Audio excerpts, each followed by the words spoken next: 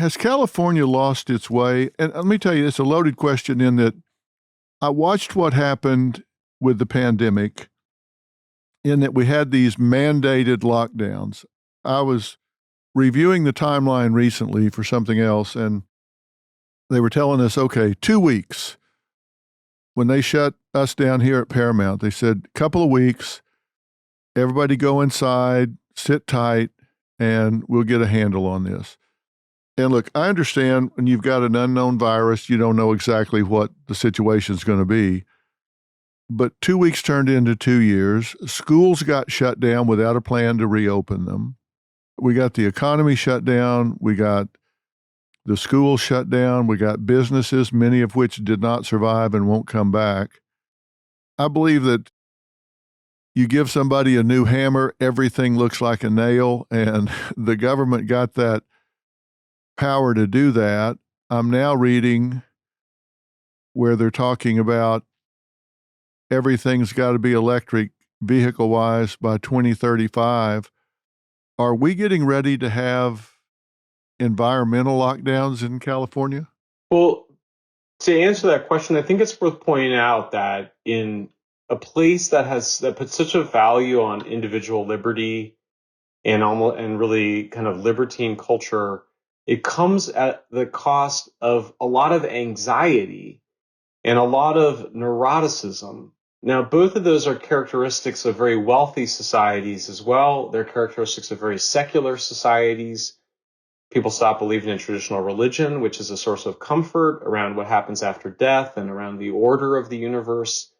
And I see a lot of anxiety in California, bordering on paranoia, which is, I think, what was behind keeping the schools shut down. I also think that was motivated by the excess power of the teachers union. And I say this as the son of a teacher and a son of a teachers union rep, but the teachers union abused the coronavirus pandemic to basically stay home and not do their jobs and use the excuse of being sick, even though we saw all around the world, by the way, including in Australia, which had a very strict lockdown, to have the kids go back to school. And we've seen incredible damage from keeping kids out of school. Yeah, I mean, it's ideology makes people stupid at a certain level. And so we've gotten ourselves confused about climate change. It's certainly real. It's certainly something we should do something about. But we're on the cusp of having blackouts for 3 years in a row. And 5 days after they announced a ban on internal combustion engine vehicles in late August, 5 days later, they asked people not to charge their electric vehicles from 4 to 9 p.m. for fear of blackouts.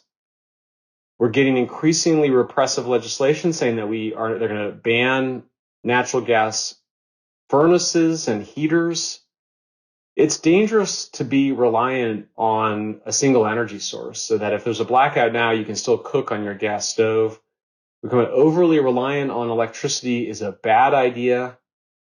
The neuroticism extended to nuclear power. Now, the governor made the right decision recently and decided to keep our last nuclear plant open. But I think it's some combination of excess anxiety and neuroticism combined with some arrogance, a lot of ideology, and that's kind of turned into I think a perfect storm that ends up being quite destructive of institutions that are necessary for the functioning of civilization. And by the way, I think maybe the most acute problem is the demoralization and the demonization of police officers. You know, police, now they're offering them more money, but, the police understandably felt disrespected when they were being accused of being racist and fascists in 2020, when everybody kind of lost their minds temporarily. So I think that my concern is that civilization is precious. It's what keeps us safe. It's what allows us our freedom. It depends on functioning institutions like functioning electrical grids, law and order, and a meritocracy. And I see all three of those pillars of civilization being undermined in California right now. I do as well. I'm particularly concerned about each of the things you just talked about, including the meritocracy. I don't understand what's happening at universities around the country right now, particularly in California. We have the tail wagging the dog.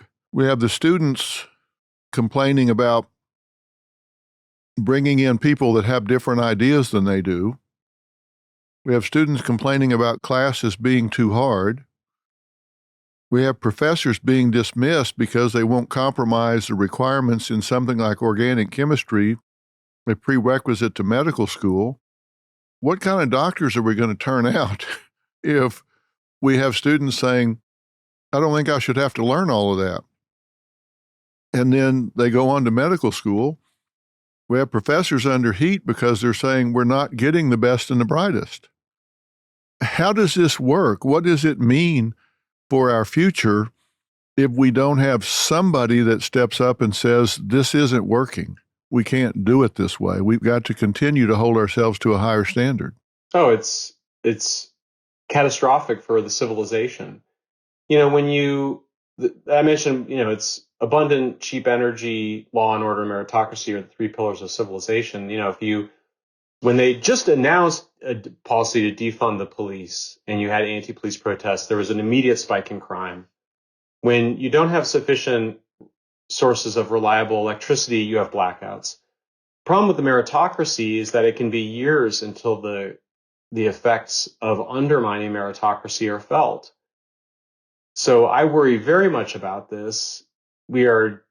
It's the same victim ideology. It's the idea that if there's racial or other forms or gender inequalities in terms of the number of professors or PhDs or people in a profession, that somehow must be blamed on people being discriminatory or mean or oppressive, as opposed to the many other factors that it could be due to, and that there's going to be differences. You wouldn't predict, actually, just statistically, that you would see a uniform diversity, racially or otherwise, in any profession. You would expect there to be differences there, but we've gotten into a moral panic.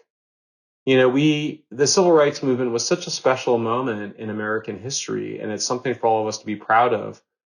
But we went way too far in basically turning it into a kind of God and kind of sacralizing an important movement into sort of a hard black and white moral judgment to apply to every domain of life.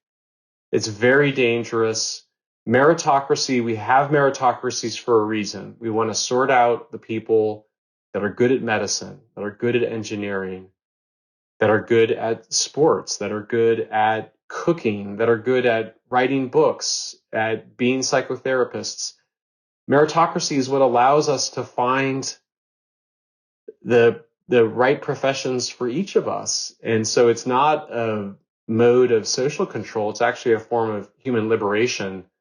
I think we've forgotten why we have meritocracy and why it benefits us as individuals as well as a society, and we need to get back and remind ourselves of the importance of it.